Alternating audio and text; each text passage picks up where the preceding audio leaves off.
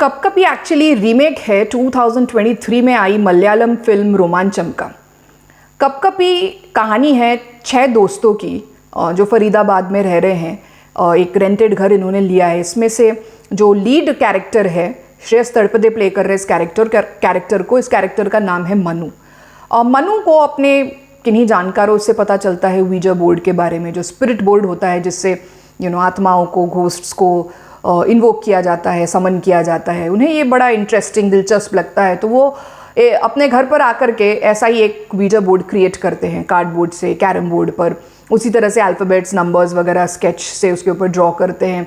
Centre में candles वगैरह जलाना, ग्लास इन्वर्ट करना।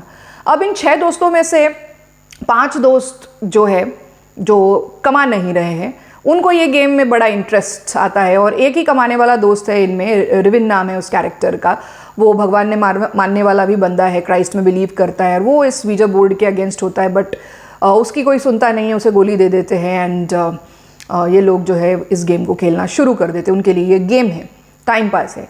तो वो स्पिरिट्स को इन्वोक करना चालू कर देते हैं अपने ही स्टाइल में। आत्मा जी दर्शन दीजिए, आत्मा जी दर्शन दो, ऐसा कुछ। एंड होता यह है कि एक दिन अनामिका नामक कोई घोस्ट स्पिरिट जो है वो इन्वोक हो जाता है, एंड वो इनके क्वेश्चंस को आंसर करना शुरू कर देती है। तो अब होता ये है कि ये जो 5 दोस्त हैं, इनकी ये वीजा बोर्ड और अनामिका का स्पिरिट जो है वो इन्वोक हो गया, क्वेश्चन आंसर कर रहा है, ये बात जो है वो आजू बाजू फैलने लग जाती है, इनके जानकारों में फैलने लग जाती है। तो रात के समय पर इनके घर के बाहर काफ़ी भीड़ लग जाती है। लोग आते हैं और पैसे दे करके इन्हीं को अनामिका से अपने क्वेश्चंस आंसर करवाते हैं। तो इनका काम चल रहा होता है काफ़ी अच्छे खासे तरीके से। तभी कुछ अजीबोगरीब घटनाएं होना शुरू हो जाती है और ये लोग डरना भी शुरू हो जाते हैं। जो ये जानकार थे मनु के, वो भी इनको वार्न करते हैं कि तुम इसको एज अ गेम ले रहे हो, तुम्हें इसके रूल्स भी नहीं पता है और ये बहुत डेंजरस हो सकता है और तुम लोग सब मरोगे, ऐसे उनको डराया भी जाता है। और कुछ अजीबोगरीब घटनाएं, मिस्टीरियस स्पूकी घटनाएं यहाँ होना शुरू हो जाती है। दो किसी को हार्म नहीं पहुँचता है अभी तक। और तभी एक और चीज़ होती है कि ये जो मनु है, मनु का दोस्त है कबीर का कैरेक्टर प्ले किया है तुषार कपूर ने। वो कबीर जो है किसी ट्रॉमा से गुजर रहा है और उसे आना है अपने दोस्त के पास, रिकवर होने में मदद मिलेगी, चेंज ऑफ एनवायरनमेंट होगा। तो वो आता है यहाँ पर। कभी ये बहुत ही इनोसेंट सा बंदा लगता है, तो कभी एकदम डेंजरस और स्पूकी, डरावना, मिस्टीरियस सा बिहेवियर ये करता है। तो ऐसी एक कहानी है। अब होता क्या है कहानी में आगे, ये देखने लायक है। फर्स्ट 30 to 40 मिनट्स मुझे वेस्ट लगे। इसमें एक आइटम सॉन्ग भी है, that item song is picturised on Nishita Raj. But ये पहले 30-40 मिनट्स बर्दाश्त करने के बाद कहानी काफ़ी इंट्रिगिंग होना शुरू हो जाती है, step by step. Tushar Kapoor की एक्टिंग जो है वो सबसे ज़्यादा अच्छी लगी है मुझे। और बाकी जो सारा स्टार कास्ट है इसमें, ऑनसॉम्बल कास्ट है, जो सारे लड़के दिखाए हैं, बैचलर लड़के जो हैं, इन सब की एक्टिंग बहुत अच्छी है, कास्टिंग भी बहुत अच्छी है। जो डायरेक्शन है, स्क्रीन प्ले और बैकग्राउंड स्कोर जो है, इवन सिनेमेटोग्राफी जो है, दो नॉट आउटस्टैंडिंग बट काफ़ी एक्सेप्टेबल है। समथिंग अलग, रिफ्रेशिंग हॉरर कॉमेडी जॉनर में दिखाई दे रहा है। कपकपी को डायरेक्ट किया है संगीत सिवन ने। एक्चुअली जब ये फिल्म पोस्ट प्रोडक्शन फेज़ में थी तभी इनकी डेथ हो गई 2024 में। तो जब क्रेडिट्स चल रहे होते, फिल्म ख़त्म होती है, तब इनके बारे में कई जानकारी आती है स्क्रीन पर। स्क्रीन प्ले कुमार प्रियदर्शन और सौरभ आनंद का है।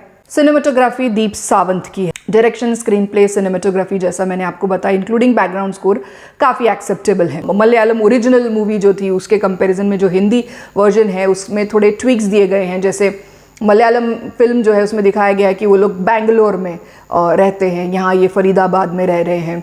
वहाँ पर मुझे लगता है 2 फीमेल हाउसमेट्स नहीं दिखाई गई थी। यहाँ पर इन बैचलर लड़कों के साथ टॉप फ्लोर जो है इस घर का, वहाँ 2 लड़कियाँ भी इस हाउस को शेयर कर रही है। उसमें से जो लीड एक्ट्रेस है उसका नाम है सिद्धि ईदानी, और सिद्धि ईदानी के कैरेक्टर का नाम है काव्या की दोस्त है मधु का भी कैरेक्टर बहुत मिस्टीरियस सा है। कुछ छोटे छोटे ट्विक्स दे करके बनाई गई है। जो हिंदी वर्जन है। नेवरदलेस कॉन्सेप्ट प्लॉट जो है वो इंटैक्ट है, वो उसी पर आधारित बनाया गया है।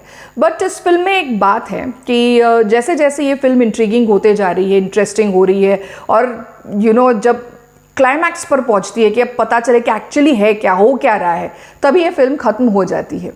ये अब इसका ड्रॉबैक बोल लो या फिर लोगों को तड़पता हुआ छोड़ दिया है ऑडियंस को सीक्वल के इंतज़ार में, तो ये एक इनकम्प्लीट आपको रख देगा towards the end of the film, ज़रूर ये बात है इसमें। एंड बहुत बेसब्री से इस फिल्म के सीक्वल का इंतज़ार रहेगा, दो मलयालम में आ जाए या हिंदी में आ जाए। But then obviously I want to know कि इसमें आखिर हुआ क्या, और ये जो भूतनी इन्वोक हुई है वो है कौन, और जो तुषार कपूर का कैरेक्टर है वो आखिर है क्या, वो मधु है वो कौन है।